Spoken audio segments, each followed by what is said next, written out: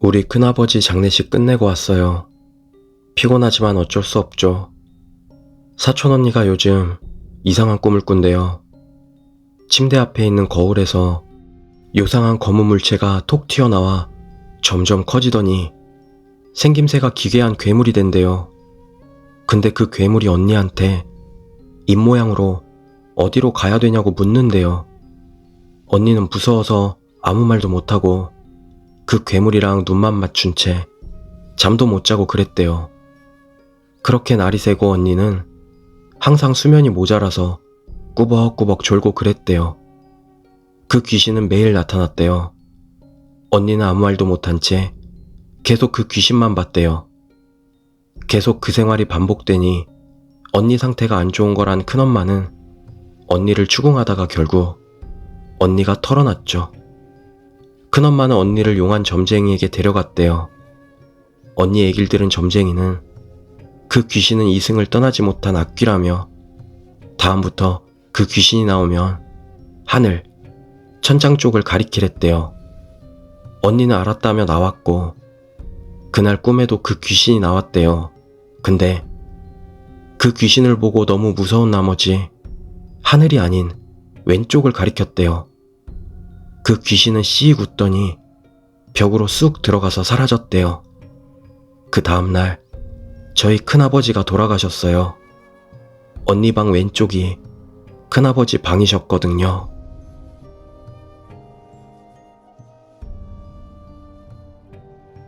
두 번째 이야기, 등산화를 빌려간 친구. 저번 골든위크 때 형부에게 들은 이야기다. 형부는 고등학교 때 산악부 소속이었다고 한다. 들어가자마자 흥에 겨워 비싼 등산화를 제깍 사버렸단다. 쌤이 오더러 산 제대로 된 물건이었다. 아마 5만엔 넘게 냈다나? 25년 전이었으니 체감상으로는 더 비싸겠지. 하지만 작심삼일이라고 형부는 정작 그래놓고 고문 선생님이 무서운 데다 매일 근력 트레이닝을 하는데 질려버렸다고 한다. 상하관계가 요상하게 구축되어 있는 군대식 운동부에 실증이 난 나머지 여름방학도 되기 전에 탈퇴해버렸다나. 그때는 두 번 다시 등산 같은 건 안 할 생각이었던 데다 부잣집 도련님 비스무리한 거였으니까 뭐. 물건을 아끼지 않는 사람이라 형부는 거의 새 것이나 다름없는 등산화를 같은 반 친구에게 주기로 했다. 얌전하고 성실한 친구였다고 한다. 다행히도 사이즈는 딱 들어맞았다. 친구는 무척 기뻐하며 평생 잊지 않겠다고 거듭 고마워했다. 워낙 비싼 신발이다 보니 차마 받을 생각도 못하고 그냥 빌려만 가겠다고 했단다. 형부는 잘 기억조차 못하고 있지만 다만 나한테는 이제 필요 없는 신발이야. 네가 잘 신어주면 신발도 기뻐할 거야. 라고 말하며 스스로 멋있다고 한껏 으쓱거렸던 것만 기억이 난다나. 친구는 그 후 대학에 가서도 취직하고 나서도 계속 등산을 했다고 한다. 고지식한 성격이라 매년 연하장을 보내왔고 거기에는 여름에는 호타카에 갔다느니 이번 겨울에는 키타다케를 오른다느니 꼼꼼하게 등산 이야기가 적혀 있었다고 한다. 하지만 어느 해부터인가 소식이 뚝 끊겼다. 연하장을 받기만 할 뿐 딱히 답장도 하지 않았던 데다 형부도 결혼해서 가정을 꾸렸으니 그리 신경 쓰지 않았다고 한다. 그러나 소문으로 늦게서야 친구의 부고가 전해졌다. 암이었다고 한다. 38살의 한창 나이였다. 깊은 우정이 있던 것도 아니고 형부 입장에서는 그저 필요 없는 신발을 준 것뿐이었다. 젊은 나이에 벌써 세상을 떠나다니 안타깝다는 생각 정도뿐이었단다. 연하장이 안 왔다는 것도 사실 부고를 들은 후에야 깨달았을 정도였다니까.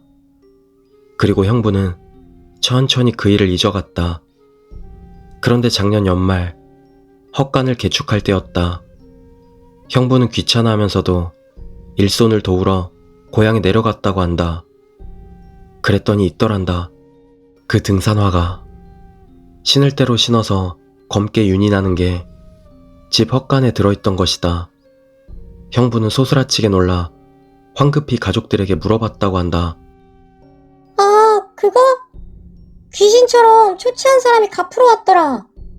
계속 빌려 써서 미안하다면서. 형부는 등골이 오싹해져서 다시 물었다. 그거 언제 이야기야? 작년일걸? 확실히? 그렇다면 진짜 유령이 아닌가?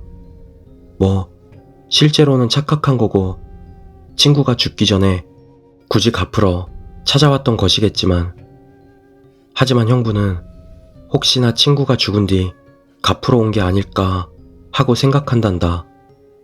어차피 확인할 수는 없는 일이다. 그렇지만 살아서 왔든 죽어서 왔든 정말 쓸데없이 성실하달까? 고지식한 녀석이야. 그런 달아빠진 등산화를 이제 와서 갚으면 어쩌겠다는 건지. 하지만 녀석은 녀석대로 계속 빌려 쓴다고 생각하며 고마움을 느끼고 있던 거겠지.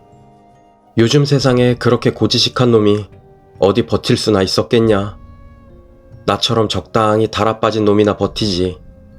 어떤 의미로는 빨리 하늘나라에 가서 행복할지도 몰라. 죽은 사람한테 할 말은 아니지만. 형부는 묘하게 씁쓸한 듯 웃었다. 그 등산화? 있어. 아직 집에. 너 등산하고 싶으면 줄게. 신을 수 있을 거야. 거짓말이야, 거짓말. 절에다 공양했어. 또 저승에서 그 녀석이 신고 등산 다니라고 말이야.